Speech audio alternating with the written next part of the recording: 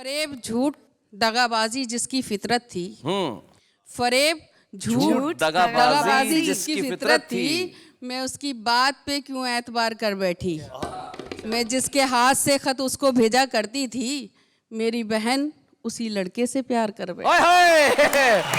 भाई क्या बात है। कॉमेडी के वीडियोस देखने के लिए हमारे चैनल को लाइक और सब्सक्राइब करें।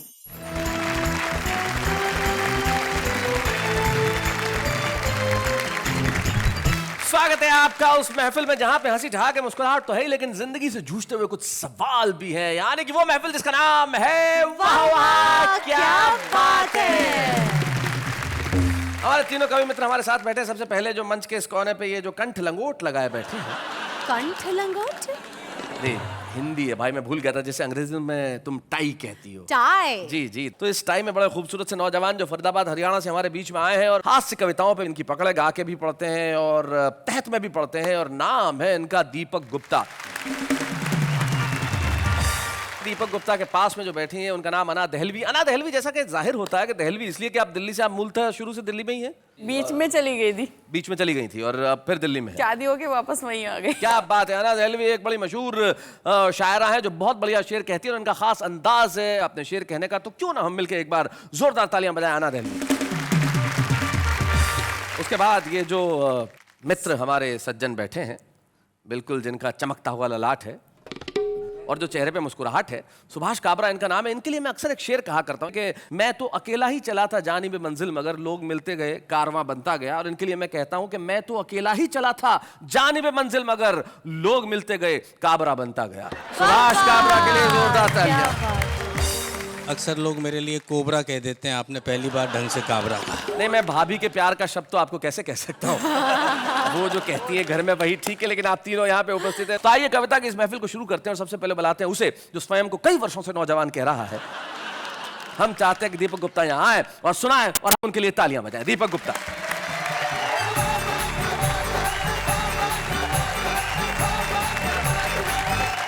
भाई अभी मेरी तारीफ में कह रहे थे कि मैं बहुत सालों से अपने आप को जवान समझता हूँ।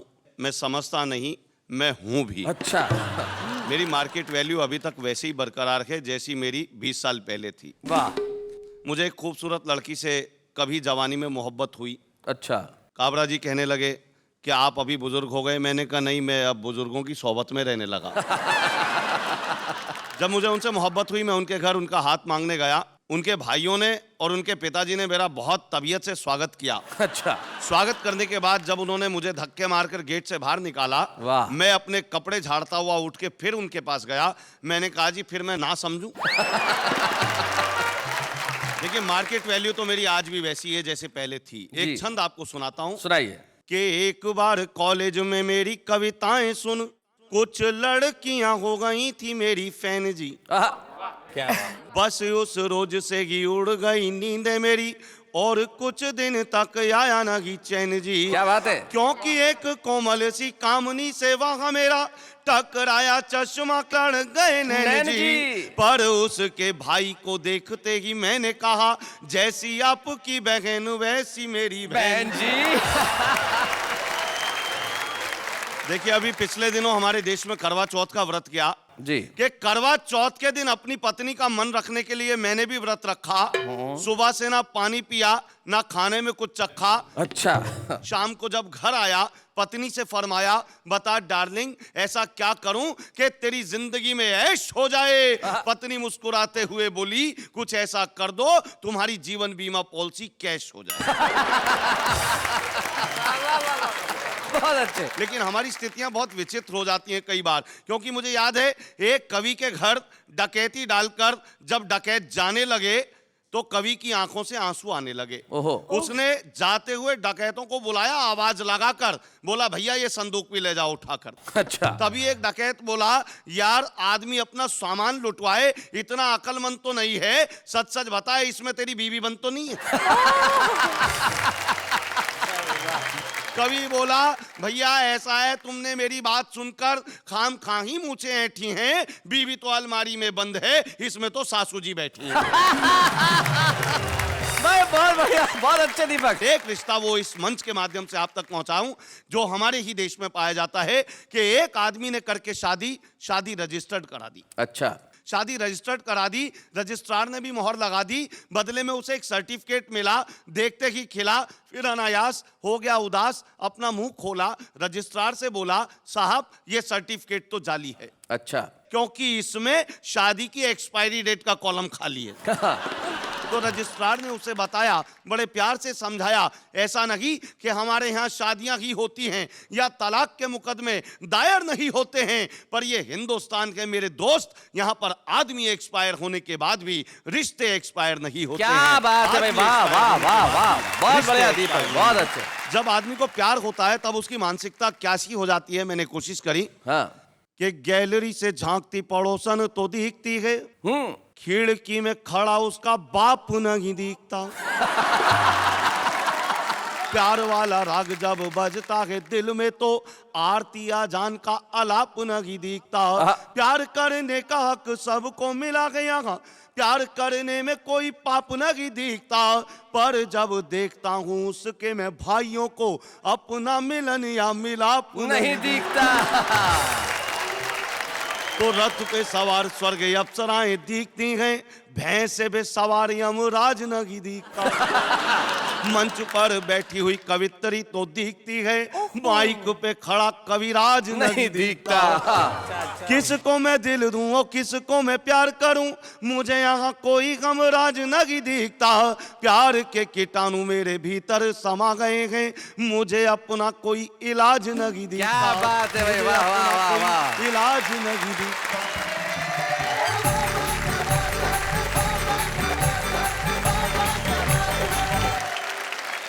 भाई दीपक, जब प्यार के कीटाणु किसी में समा जाए तो फिर सचमुच इलाज नहीं दिखता। लेकिन जब तुम मोहब्बत की बात कर रहे थे, मैं अना दहलवी को बड़े ध्यान से देख रहा था। अना कह रही थी कि भाई मोहब्बत की पीएचडी करने वाली तो यहाँ पे बैठी हुई है और तुम ये 5वीं क्लास के स्टूडेंट क्या बात कर रहे हो।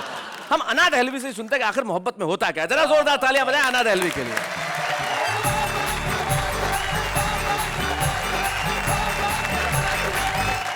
मैं जब तक यहाँ तक उठकर आई शैलेश जी, तो मुझे ये दीपक जी ने बहुत कुछ कहा जी। मेरी आदत में शामिल है, मैं किसी का कर्ज नहीं रखती, चुका दिया करती हूँ। अच्छा, 4 पंक्तियाँ इनको समर्पित करना चाहती हूँ जी। बल्कि समर्पित ही क्या, इनको श्रद्धांजलि अर्पित। गुफ्तगू में हया के ताले हैं। हमारे बच्चों को बता दो, गुफ्तगू मतलब? गुफ्तगू में हया के ताले हैं, और लब पर अदा का पहरा है। लड़कियों को समझ न पाओगे, ये समंदर बहुत ही गहरा है। क्या बात है। बहुत शुक्रिया, बहुत मन से सुना। और 4 पंक्तियां पढ़ना चाहती हूँ जी। मेरी तस्वीर अपने पर्स में रखता है वो लड़का। सुनिएगा, मेरी तस्वीर अपने पर्स में रखता है वो लड़का, सफर में साथ रहता है वो अक्सर आहें भरता है। कभी मजनू के और लैला के वो किस्से सुनाता है, मगर खुलकर नहीं कहता कि मुझसे प्यार करता है। भाई क्या बात है। बहुत धन्यवाद। और मेरा एक मुक्तक बड़ा फेमस हुआ, वो मैं सुनाना चाहती हूँ इस मंच से। कोई ये बोला के जलवे लुटाने आई थी। अच्छा। कहा किसी ने के बिजली गिराने आई थी। जरा सी बात के अफसाने बन गए कितने, मैं अपनी छत पे दुपट्टा सुखाने आई थी। अरे भाई क्या बात है। वाह वाह, भाई बहुत अच्छे। 4 पंक्तियां सुनेगा। फरेब झूठ दगाबाजी जिसकी फितरत थी, फरेब झूठ दगाबाजी जिसकी फितरत थी, मैं उसकी बात पे क्यों एतबार कर बैठी। मैं जिसके हाथ से खत उसको भेजा करती थी, मेरी बहन उसी लड़के से प्यार कर बैठी। ओए होए! भाई क्या बात है। और अब ये गीत मेरी तरफ से दीपक जी को समर्पित है। और ऐसा नहीं है कि सुभाष काबरा जी ने अपनी उम्र में इश्क नहीं किया होगा, वो भी कर रहे होंगे, कोई ठीक नहीं है अभी भी कर रहे हो, तो उनको भी समर्पित है सुनिएगा। तेरे हाथ में दे दूं हाथ, अरे रे बाबा ना बाबा, क्या बात है। तेरे हाथ में दे दूं हाथ, अरे रे बाबा ना बाबा, तेरे प्यार की क्या औकात, अरे रे बाबा ना बाबा। और ये बंद सुनिएगा। मेरी दुनिया भोली भाली, मेरे सपने सीधे साधे, तेरी उल्टी ही पुल्टी कसमें, तेरे आड़े तिरछे वादे। मुझे गांव से लेकर उड़ जा, मुझे मन का देश दिखा दे। मैं कहती हूँ जब भी तुझसे, मुझे लंदन सैर करा दे। तू कहता है चल गुजरात, अरे बाबा ना बाबा। और इसका बंद खास तौर पे समर्पित करती हूँ शैलेश जी आपको, कि अगर शायरी हो तो मन मिले सुनिएगा जी। मेरा जौबन भीग न जाए, ये सोच के मैं घबराऊं। आवाज किसी ने दी है, जाऊं तो मैं कैसे जाऊं। क्या बात है। बादल की नजर है मुझ पर, बूंदों के लगे हैं फेरे। मिट्टी का बदन है मेरा, कागज के हैं कपड़े मेरे। बड़ी जोर की है बरसात, अरे रे बाबा ना बाबा। बड़ी जोर की है बरसात, अरे रे बाबा ना बाबा। और आखिरी बंद, अब आप जिसका जी चाहे उसको समर्पित करें, बल्कि मैं नेहा जी से कहूंगी कि उनके पास वाले को समर्पित कर दें, ज्यादा अच्छा होगा। सुनिएगा जी। मैं हाथ छुड़ाना चाहूं, तू हाथ दबाना चाहे। मैं बंद करूं दरवाजे, तू अंदर आना चाहे। तू अंदर आना चाहे। मैं आगे आगे भागूं, तू पीछे पीछे आए। मैं आँख चुराऊं तुझसे, तू देख के आँख दबाए। तू भूत है या जिन्नात, अरे तू भूत है या जिन्नात, अरे रे बाबा ना बाबा।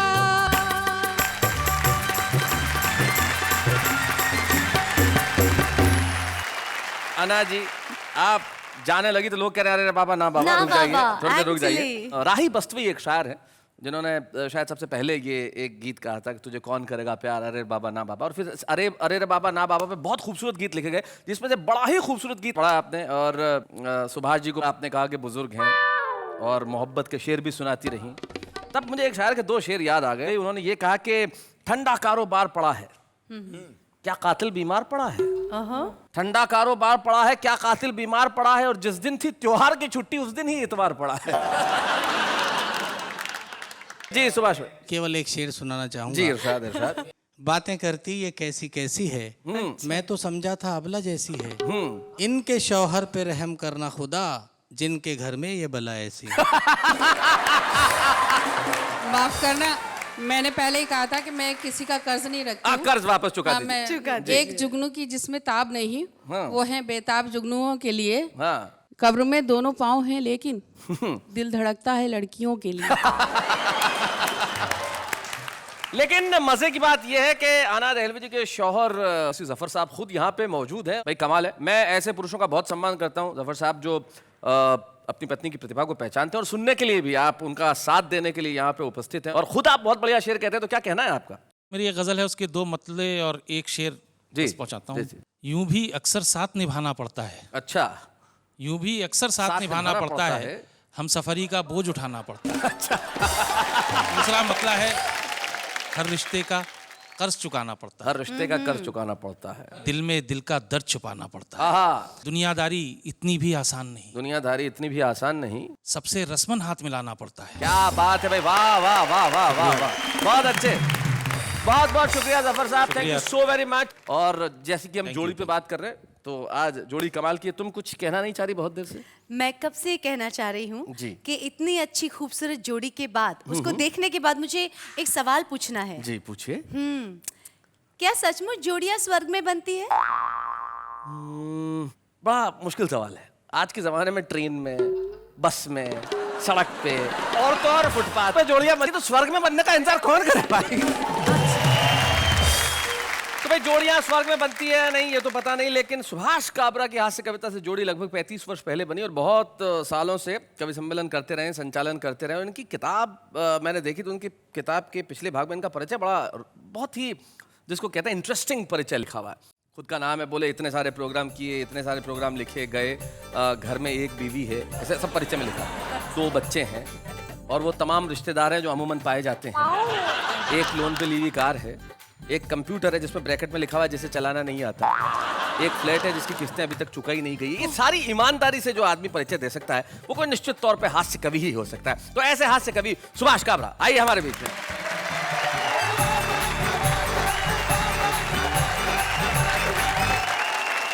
दीपक गुप्ता घर में वाइफ रखते हैं, ये तो मुझे पता था। हाँ। और अन्ना तो शौहर को लेकर ही आ गई।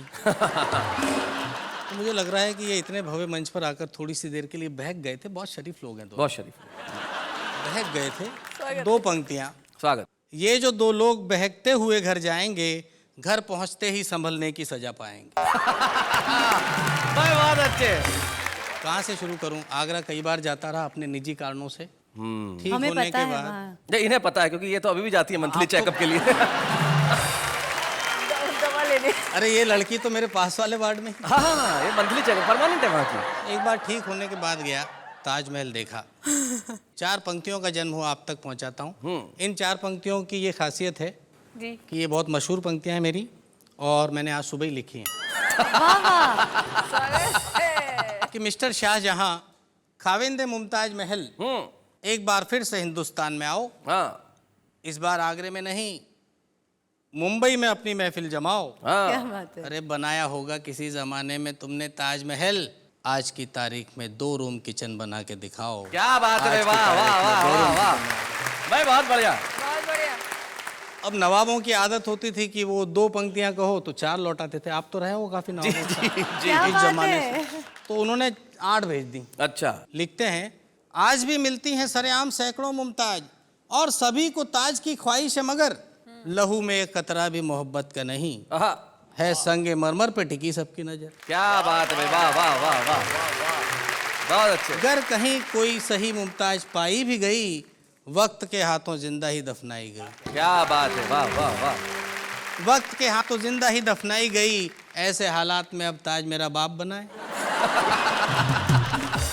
ऐसे हालात में अब ताज मेरा बाप बनाए, जिसे जरूरत हो वो कमबख्त अपने आप बनाए। क्या बात है, वाह वाह वाह वाह, बहुत अच्छे। नेताओं पे कुछ बातचीत करनी चाहिए। हालांकि बातचीत करने लायक तो रहे नहीं, बहुत जी, कम रहे लेकिन हैं। फिर भी कैसे कैसे गोत्र के नेता हो गए, कुछ टुकड़े सुनाता हूँ आपको। कि पनवाड़िन ने, जो पान की दुकान पर बैठता है उसकी पत्नी को पनवाड़िन कहते हैं। जी, पनवाड़िन। पनवाड़िन ने पनवाड़ी का चरित्र देश के नेताओं के चरित्र से बहुत ऊंचा बताया। क्या बात है। 60 साल से हिंदुस्तान का नक्शा दुकान पर टंगा है शैलेश भाई, लेकिन पनवाड़ी ने हमेशा केवल पान पर चूना लगाया। क्या बात है भाई, वाह वाह वाह, बहुत अच्छे। कुछ और बातें देखें नेताओं के बारे में। कि नेताजी ने गांव पहुंचकर गांव वालों को जमा किया और पूछा, क्या अभी भी आपके गांव में जहरीले सांप हैं? तो किसान बेचारे हाथ जोड़कर बोले, वो किसी जमाने में थे साहब, आजकल तो यहाँ से वहाँ तक बस आप ही आप हैं। भाई वाह वाह वाह वाह वाह, बहुत अच्छे। वाह वाह वाह वाह। बिल्कुल आपने सही कहा कि वो जहरीले सांप की जगह आप ही आप हैं। मुझे एक हमारे कवि हैं तेज नारायण बेचैन, वो भिंड मुरैना में रहते हैं, डाकुओं का क्षेत्र है, तो वहां से उनकी कविता की 2 पंक्तियां मुझे याद आती है। वो कहते हैं कि तोप तमंचे छुरे कतरनी पहने चाकू भेज दिए, सीमा की रक्षा करने कई वीर लड़ाकू भेज दिए। वाह वाह। तो सचमुच अब तो सब जगह आप ही आप हैं। जो बात कही उससे मुझे मणि मधुकर जी की याद आती है। जी, पंक्तियां सुने उनकी। छिपकलियां गांधी जी की तस्वीर के पीछे से निकल कर आती हैं और अपना शिकार मुंह में दबोच कर फिर से गांधी जी की तस्वीर के क्या पीछे बात चली है, जाती वाह, हैं। वाह, वाह। फिर से बहुत गांधी जी की बहुत तस्वीर के पीछे चली जाती हैं। वाह वाह काव्य बहुत साहब, अच्छे। वाह वाह। लेकिन इस सब के बावजूद हमारी एकता को, अखंडता को कोई खतरा नहीं है शैलेश भाई। जी। लोग कहते हैं यहाँ से टूट रहा है देश, वहां से टूट रहा है, ऐसा कुछ भी नहीं है। शीर्षक है एकता। कन्याकुमारी से कश्मीर तक और झोपड़पट्टी से जागीर तक, सबके इरादे नेक हैं, हम सब एक हैं। सबके इरादे नेक हैं, हम सब एक हैं। रेलवे स्टेशन पर चाय की दुकान में चाय बनाने वाला लड़का देश का सच्चा सपूत है। हाँ, हर स्टेशन पर मिलने वाली पानी जैसी चाय हमारी एकता का सबसे बड़ा सबूत है। क्या बात है, हमारी एकता का सबसे बड़ा सबूत है।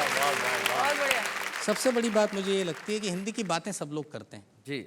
हिंदी के लिए काम करने वाले लोग बहुत कम हैं। जबकि मेरा ये मानना है कि यदि आपको कार चाहिए आज के ज़माने में तो आपको अंग्रेजी की शरण में जाना ही पड़ेगा, लेकिन यदि आपको संस्कार चाहिए तो आपको अपनी भाषा का क्या सम्मान बात? करना ही पड़ेगा। वाह वाह, क्या बात है।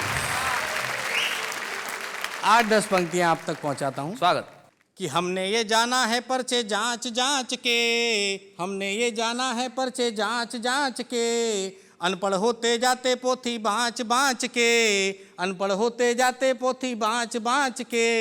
हिंदी की खाने वाले अंग्रेजी गाते हैं, हिंदी की खाने वाले अंग्रेजी गाते हैं। बेटे ये नादान माँ को भूल जाते हैं, बेटे ये नादान माँ को भूल जाते हैं। कंप्यूटर का युग है आगे बढ़ते जाइए, लेकिन हमको मेमोरी से मत मिटाइए। क्या बात है? क्या बात है? पिज़्ज़ा खाने वाली पीढ़ी पैदा होती है, लेकिन मक्के की रोटी है। वाह वाह वाह, बहुत अच्छे। 4 से पंक्तियां और कि कुदरत के सब कानूनों को शैदा करना है, कुदरत के सब कानूनों को शैदा करना है। लेखक का लिखना तो बच्चा पैदा करना है। वाह। हमने तुमको बच्चा पहलवान सा दिया, तुमने उसको पोलियो का दर्द दे दिया। चलने से लाचार, सोच से गूंगा हो गया, एक जरा सी भूल से मेरा बचपन खो गया। जिस बचपन की खातिर मैया पल पल रोती है, क्योंकि मक्के की रोटी मक्के की रोटी है। वाह वाह वाह वाह वाह, बहुत बढ़िया।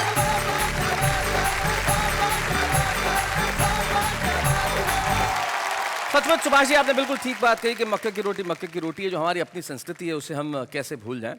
कितना ही पिज्ज़ा और बर्गर क्यों ना खा ले, लेकिन जो माँ के हाथ की रोटी पकती है उसे भूलना संभव नहीं है। Correct. कितना ही विमानों में क्यों ना बैठ जाए, महंगी से महंगी कार क्यों ना चला, लेकिन जब बचपन में किराए पे घंटे भर के लिए साइकिल लेके जाया करते थे, वो सुख वापस पैदा हो नहीं सकता। हमें उधार की भाषाओं की शायद बाहरी आवरण में ज़रूरत पड़ती हो, लेकिन हमारे भीतर अपनी भाषा है, और हमारे भीतर की इस भाषा के विकास के लिए जो हिंदी कविताओं का वो कार्यक्रम है जिसका नाम है वाह वाह वाह, क्या बात है। और कमाल ढंग से बातचीत करते हैं। नाम है उनका तनुज महाशब्द, यानी कि तारक मेहता का उल्टा चश्मा के मिस्टर अय्यर। अय्यर।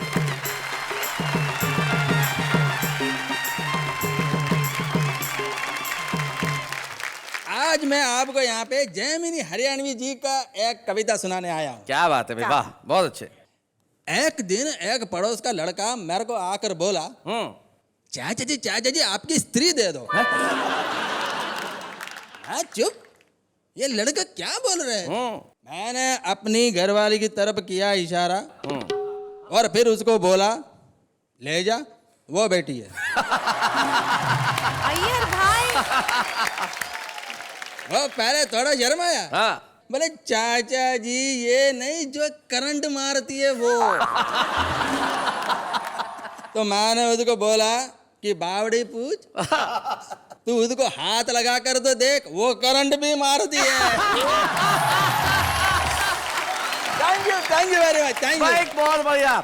मैं सोच रहा था जब अय्यर जैमिनी हरियाणवी की कविता पढ़ रहे थे, तो एक भारत का व्यापक स्वरूप मुझे यहाँ देखने को मिल रहा था। शायद इससे बेहतर ढंग से हंसते हुए मुस्कुराते हुए हम हिंदुस्तान को यहाँ नहीं दिखा सकते। अगर आप यहाँ जोड़ीदार नहीं होती तो मैं कितना लकी होता। नहीं, मेरे कहने का मतलब है अगर आप नहीं होती तो नहीं होती भाई, लेकिन अभी आप हैं, नजर आ रही हैं, छुपी भी नहीं है। कुछ चीजें होती है जो छुपती नहीं है, होती है तो नजर आती है, जैसे कि प्रतिभा। इसलिए वाह वाह क्या बात है का जो हमारा एक सेगमेंट है जो बड़ा ही पॉपुलर है, कविता के छुपे रुस्तम, हम उसमें एक ऐसे कवि को बुलाते हैं जो शायद आज देश के कविता के आसमान पे सब लोगों द्वारा नहीं जाना जाता हो, लेकिन उसमें अकूत प्रतिभा है। दिल्ली से हमारे बीच में आते हैं आज के हमारे छुपे रुस्तम, रसिक गुप्ता।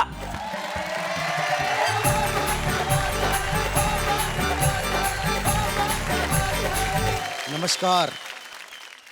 वाह वाह, क्या बात है कि लोकप्रियता 2 पंक्तियों में बताना चाहता हूं। जी।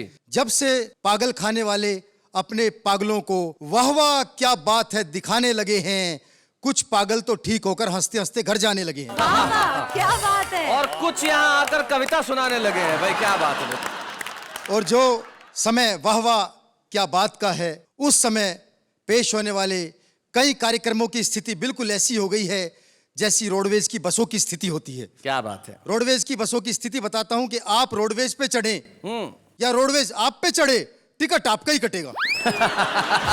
अच्छा, अगर कंडक्टर सो जाए तो किसी का टिकट नहीं कटता, और ड्राइवर सो जाए तो सबका टिकट एक साथ कट जाता है। बहुत अच्छे। आज यदि देशभक्ति बची है तो केवल जेब कतरों में बची है। ओहो। 4 पंक्तियों का मजा लीजिएगा। सुनाओ रसिक। कि जेब कतरे का बेटा बोला, हे ईश्वर, नहीं मांगता आपसे कोठी बंगला महल किले, ना इंग्लैंड में ना फ्रांस में ना इटली में, मुझे तो बस हर जन्म भारत में ही मिले। अच्छा। तो बाप बोला, मैं धन्य हुआ जो जेब कतरे का बेटा होकर भी तेरी रगों में देशभक्ति का रक्त बहता है। बेटा बोला, ये बात नहीं है पापा, वहां ठंड इतनी ज्यादा है कि लोगों का हाथ अपनी जेब में ही रहता है। वाह वाह वाह वाह वाह। अच्छा, मैं तो एक बार पप्पुओं के स्कूल में चला गया। पप्पुओं के स्कूल में? मैंने पूछा कि भाई तुम सारे के सारे पप्पू पास कैसे हो जाते हो?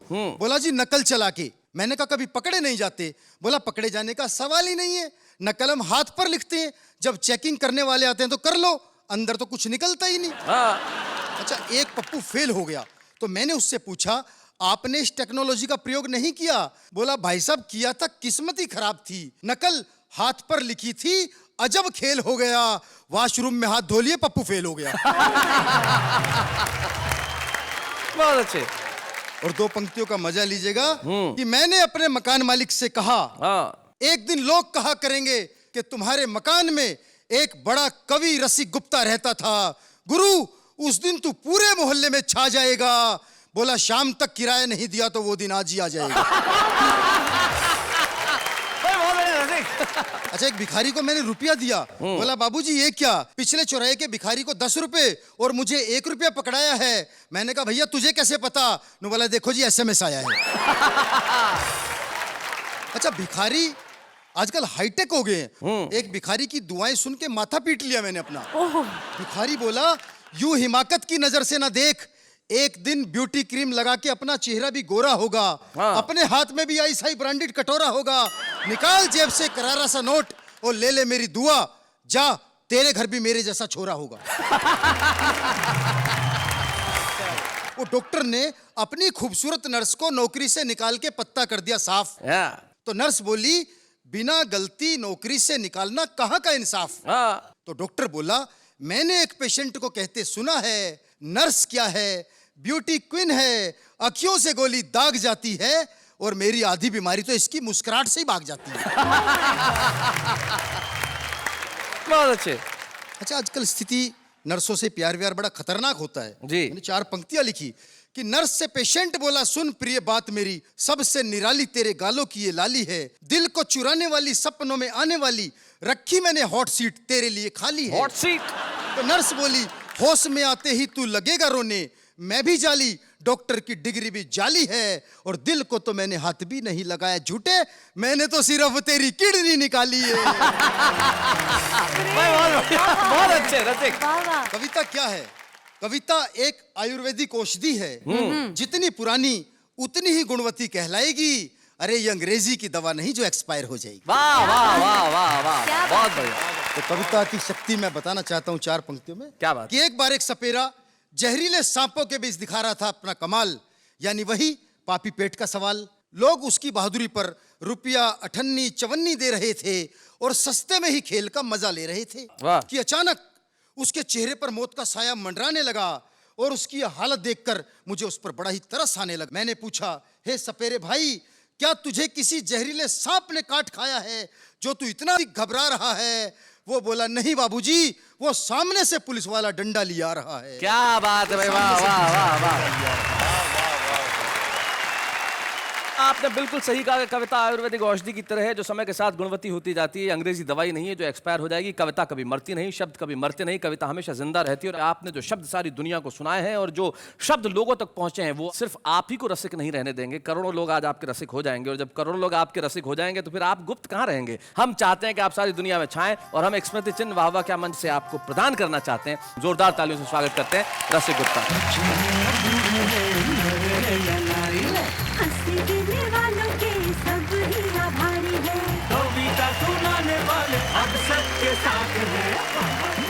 आज के हमारे छुपे रुस्तम रसिक गुप्ता ने शानदार कविताएं सुनाई। हमने एक स्मृति चिन्ह दिया लेकिन उससे कहीं बड़ा है वो। वैसे शैलेश जी, अगर हम इसी तरह से अच्छे एंकरिंग करते रहे ना तो एक दिन हम दोनों तो विश्वविख्यात जोड़ी बन जाएंगे। विश्वविख्यात जैसे रोमियो जूलियट। यस। जैसे Shri Farhad. Oh my God yes. क्या यस यस यस, ये तमाम वो जोड़ियां हैं जो अपने जीते जी कभी फेमस नहीं हुई थी। सोचना चाहिए कोई चीज हाँ भरने के पहले सोचना तो चाहिए, लेकिन क्या है साहब, सोच जो है वो तो कहीं भी उपजती है। हाँ। अब आप कविता लिखने के पहले शायद बहुत कुछ सोचते होंगे कि ऐसे लिखूं वैसे लिखूं, लेकिन ये जो हमारी आम जनता है ना ये सोचती नहीं है, ये तो लिख देती है। जो मन में आता है वो कहती है। इनके दिल में कविता के बारे में क्या सोच है जरा सुनते। उसने कहा तुम मेरे देवदास मैं आपकी पारो, अभी मोटरसाइकिल बंद हो गई है, नीचे उतरो धक्का मारो। एक शेर सुनाया तो उस्ताद बन गए, कल तक नकल मारते थे आज होशियार बन गए। अपना बच्चा रोए तो दिल में दर्द होता है, दूसरों का बच्चा रोए तो सर में दर्द होता है। अपनी बीवी रोए तो सर में दर्द होता है, दूसरों की बीवी रोए तो दिल में दर्द होता है। हमने उनकी याद में पूरा साल गुजार दिया, हमने उनकी याद में पूरा साल गुजार दिया, पर वो नहीं आया आज तक जिसे हमने उधार दिया। वाह वाह क्या बात है।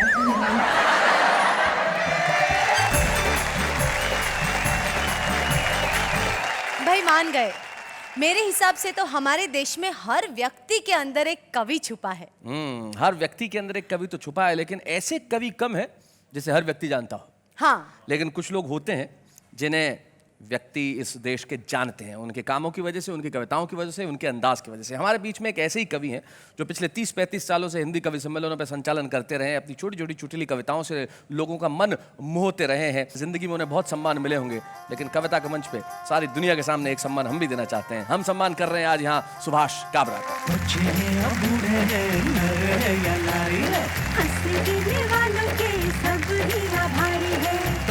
सुनाने वाले अब सबके साथ हैं। किसी के भी जीवन के अंदर सम्मान की घड़ी और महत्वपूर्ण हो जाती है और बड़ी हो जाती है जब उसके परिवार का कोई सदस्य वहां पर उपस्थित हो। और परिवार के सदस्य में भी यदि कोई माँ अपने पुत्र का सम्मान होते देखे तो उससे बेहतर क्या हो सकता है। करेक्ट। आज हमें बड़ी खुशी है कि हमारे साथ सुभाष काबरा की माताजी श्रीमती लक्ष्मी देवी और उनकी बहन मीरा होलानी उपस्थित है। माताजी, ये क्षण जो है आपके लिए और सुभाष दोनों के लिए ही बहुत महत्वपूर्ण क्षण है। और जब पहली कविता लिखी थी सुभाष काबरा ने, तब आपका पहला याद है आपको क्या रिएक्शन रहा था? तो वो पढ़ती थी, मैं जरूर लिखी कविताएं। अच्छा, आप इनकी कविताएं पढ़ती थी? हाँ। आपको सुनाते भी थे कभी कविता? हाँ। इनकी कौन सी कविता सबसे ज्यादा पसंद आती है आपको? चिमटे से घसीटा, कॉलर से घसीटा, ऐसा कुछ। अच्छा, मतलब आपको ये पसंद आया कि इन्होंने बहू को चिमटे से घसीटा, आपको इसमें आनंद आया बस है? बहू ने नहीं, बहू ने नहीं भाई, बहू ने घसीटा। अरे अरे अरे, तब आपको आनंद आया भाई। क्या मेरी पीड़ा थी इसलिए पीड़ित हुई। आपकी पीड़ा थी इसलिए आप पीड़ित हो गई। क्या बात है मीरा, आप कुछ कहना चाहेंगी? कितने बड़े हैं आपसे उम्र में? मुझसे उम्र में तो बड़े हैं ही, लेकिन अभी तक की जिंदगी के हर फैसले में, हर चीज में मेरे पिताजी की तरह इन्होंने पूरा योगदान दिया है। क्या बात है मीरा, लेकिन मेरा मूल प्रश्न अभी भी वहीं खड़ा है कि आपसे कितने बड़े हैं? आप छोड़ेंगे नहीं? देखिए बताइए। जैसे उम्र नहीं पूछी जाती औरतों की, मैं तो इनकी पूछ रहा हूँ। आपसे कितने बड़े हैं? ये आप माताजी से पूछिए। जी, कितना फर्क है दोनों में? इनमें 15 साल। 15 साल बड़े, तो यानी आपके बीच में बचपन में कभी झगड़े जैसी बात तो कभी हुई नहीं होगी? नहीं नहीं, बिल्कुल नहीं। पिता स्वरूप इन्होंने आपको हमेशा प्यार दिया। सुभाष, आज आपके सम्मान पे आप कुछ कहना चाहेंगे? 4 पंक्तियां कि हम मंच के लोगों का इतना सा फसाना है, रोने को नहीं कोई, हंसने को जमाना है। हर सुबह है शिक्षा की, हर रात परीक्षा की, इम्तिहान में बैठे हैं, परिणाम अजाना है। भाई वाह वाह वाह वाह। हास्य की बात करने वालों की, भीतर चाहे कितने भी आंसू हो लेकिन वो आपके लिए लेके आते हैं मुस्कुराहट। तब जाते आते मुझे एक कवि की 2 पंक्तियां याद रहती है। वो कहते हैं कि तन्हा तन्हा दुख झेलेंगे, महफिल महफिल गाएंगे, जब तक आंसू पास रहेंगे तब तक गीत सुनाएंगे। मिलते हैं फिर से। वाह वाह, क्या बात है। मैं